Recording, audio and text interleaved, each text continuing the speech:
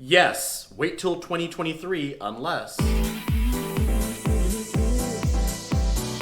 buy in 2023 a Chicago home should be based upon, of course, the data and your personal decisions. So as a realtor, I'm going to focus on what, of course, I can control is the data, and then I'm going to give you some scenarios, and you'll probably fit in one of these buckets. First-time buyers, move-up buyers, and or downsizers, and then there's a fourth one. Stick around to the end of the video. I hope I'm showing you value. Clickbaity garbage that we're seeing here, I've mentioned this in the past. Forget the clickbait, right? As always, from a data perspective, these factors I've mentioned, it's supply and demand. So let's look in Chicago. It's a little bit, for lack of a better word, weird. If I've talked to a lot of my colleagues in like San Diego, in Arizona, in Texas, in Florida, they've had hyper appreciation. And now, of course, there's a pullback and there's a lot of downward pressure on supply. So if you actually look at here, I've got some data. I've always focused on data. Basically, pre-pandemic, we were at an amount, and really there's about a 2,000 listing differential between February of 2022 and where we're out. Now there is that downward pressure, supply is still low, but you would think with all this thing that's going on in the marketplace that supply would be increasing. We're not quite there yet. And also demand actually was climbing, it's now slowly going down, and that of course makes sense. If you can see here, fives are wild. Mortgage rates 5.55, they're going to continue to increase, and I expect Powell, the Fed chair, to increase them up to 3/4 of a basis point. Interest rates have gone up, so that's taken a chunk out of demand. That's natural, of course, with the increased rates we have, particularly all those first timers are going back on the sidelines or getting out of the buyer pool. But then you would think that supply would be escalating up. Well, that's of course not the case. Kind of going back to that weird of Chicago, there's not a lot of extremes in the Chicago market with so many neighborhoods. So supply, while it may not go up, a lot of that supply will stay on the market as sellers are still a little unrealistic. And so that's what kind of leads us into this first bucket, the first time buyers. You actually may have opportunities. It's going to come down to affordability, right? You need to really drill down, either myself, get with a lender partner, whoever you use. I hope you can use me as a realtor or your existing realtor, really drilling down, making sure you can afford that mortgage payment. But you're not going to be dealing with all these crazy competition, which you've seen. I know many of my past clients have seen that. It's taken some time. You're not dealing with another 10 offers, so you're maybe going to be dealing with one or two. You may be able to submit something less than list as these listings get quote unquote stale and stay on the market longer. So that's where that opportunity is. You may also be able to have sellers pay closing costs. You may actually take a higher interest rate and then with that delta, have the lender cover your closing costs. So there's options here as a first-time buyer. My contact information is right here. I'm a local Chicago realtor, and through my The Chicago Life channel, I produce content mainly around two things: neighborhoods and real estate. So if you like either of those, you're in the right place.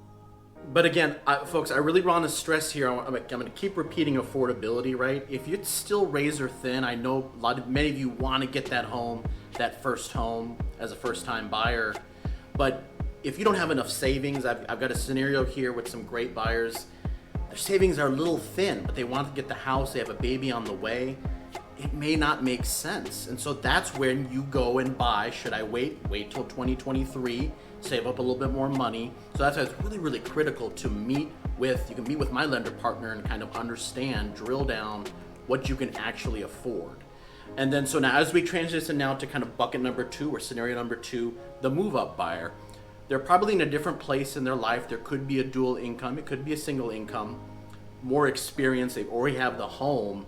And a lot of it has caused a lot of this kind of inventory crunch, folks, has been those move-up buyers. They have such a fantastic current interest rate, they couldn't find anything. And as you can see from that graph, that metric on the inventory side of new listings, it's still trending downwards here in Chicago.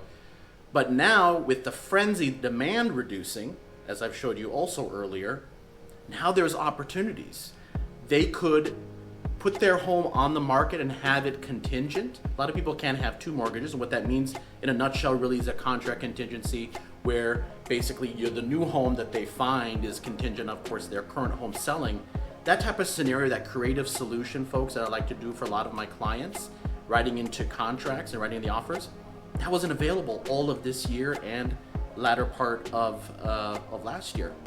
That's an option now. You can do that, and still, there's always a leaseback option, but still do that, have that contingency. And so that situation with the move up is really critical. They should jump in now. We can get creative with the offers, and we can do that contingency.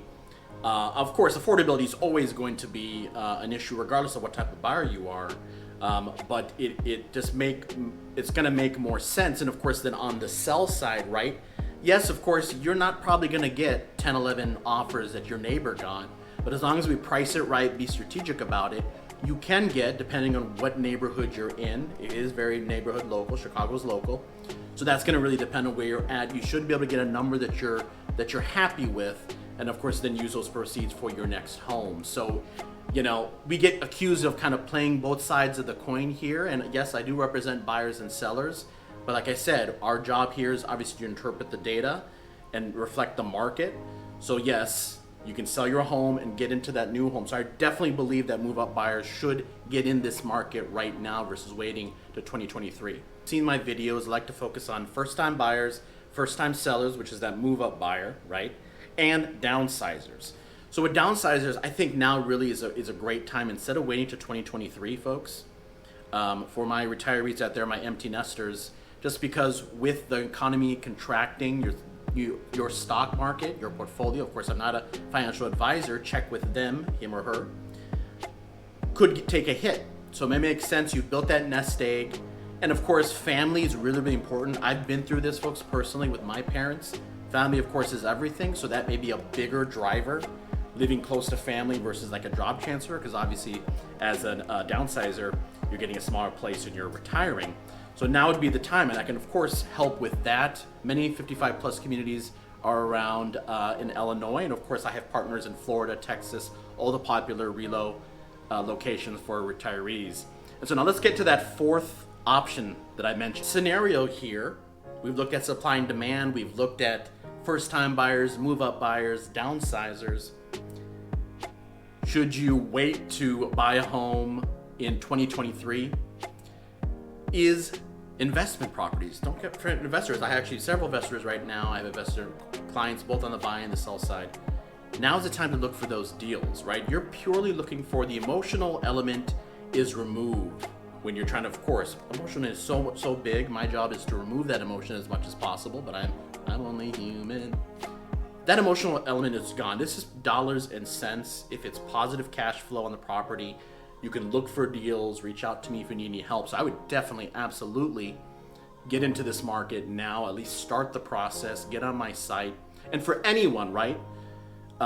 Thank you so much, of course, for watching. This has been, should you wait till 2023 to buy a home in Chicago? I'm Anant Deoras, AD with eXp Realty. I've given you factors, I've given you scenarios. What are you gonna do? Now it's your time to sound off. Have I missed anything? Are you gonna wait, or are you gonna get into this market now? I'm here to help. Livinginchicago.net is my website. Now watch a couple additional videos, and if you have any questions at all, comment below, and I can't wait to hear from you.